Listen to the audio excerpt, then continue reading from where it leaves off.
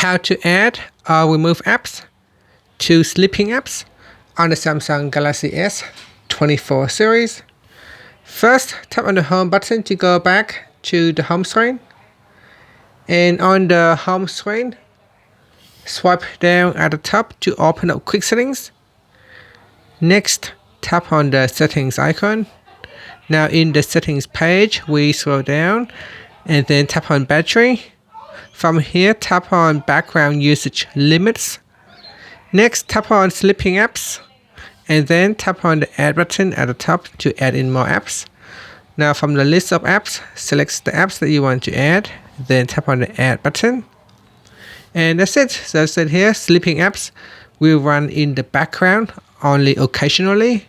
Updates and notifications may be delayed. Now to remove apps from the sleeping apps, tap on the more button, then tap on removed. From here, select the apps that you want to remove, then tap on remove button at the bottom. This will allow you to remove sleeping apps.